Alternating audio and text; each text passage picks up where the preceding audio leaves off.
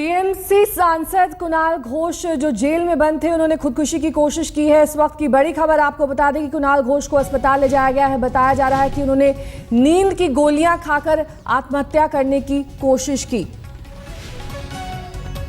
मनोज्ञा लोहीवाल हमारी संवाददाता इस वक्त तमाम जानकारी के साथ हमारे साथ फोन लाइन पर जुड़ गई है। मनोज्ञा, क्या खबर?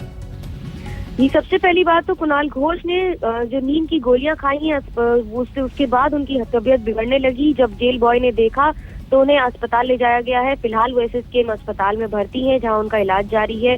सबसे बड़ा सवाल ये है कि आखिरकार ये गोलियां इनके पास आई कैसे। पिछले कुछ दिनों में उन्होंने कोर्ट रूम में भी ये धमकियां दी थी कि अगर जो नाम उन्होंने बताए हैं, खासतौर से टीएमसी आला नेताओं के, अगर उन्हें चार्जशीट में इंक्लूड नहीं किया गया तो वो सुसाइड अटेम्प्ट करेंगे। और फिर उन्होंने आत्महत्या की कोशिश भी कर ली है।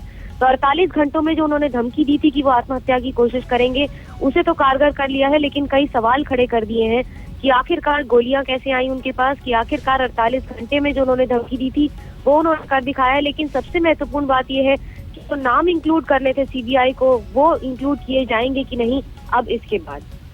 जाहिर तौर पर मनोज्ञा, कई तरह के सवाल यहाँ पर उठ रहे हैं क्योंकि ऐसी धमकी उन्होंने दी थी। आप बता रहे हैं कि कोर्ट में उन्होंने कहा था कि वो आत्महत्या कर लेंगे अगर जिस तरह से वो नाम बता रहे हैं वो शामिल नहीं किए जाते हैं। लेकिन सुरक्षा व्यवस्था पर सवाल उठने लगे हैं। जो जेल प्रशासन में सुरक्षा होती है, नींद की गोलियां उनके पास कैसे आई, इस पर भी सवाल उठ रहे हैं। लेकिन बड़ा सवाल इस वक्त ये है कि उनकी हालत कैसी है।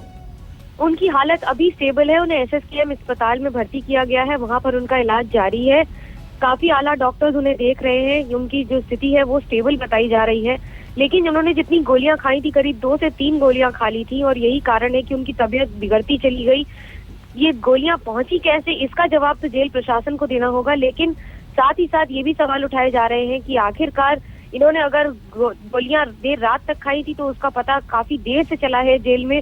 तो ये भी एक बड़ा सवाल है कि उन पर निगरानी क्यों नहीं रखी गई, जबकि उन्होंने धमकियां कोर्ट रूम में दी थी और बार बार उन्होंने इसी बात को रिपीट किया था कि वो आत्महत्या की कोशिश करेंगे अगर नाम इंक्लूड नहीं किए गए तो ऐसे में पूरी तरह लापरवाही जेल अधिकारियों की मानी जा रही है जाहिर तौर पर। लेकिन अब जेल प्रशासन ये कह रहा है कि जो उनकी हालत है वो स्थिर है।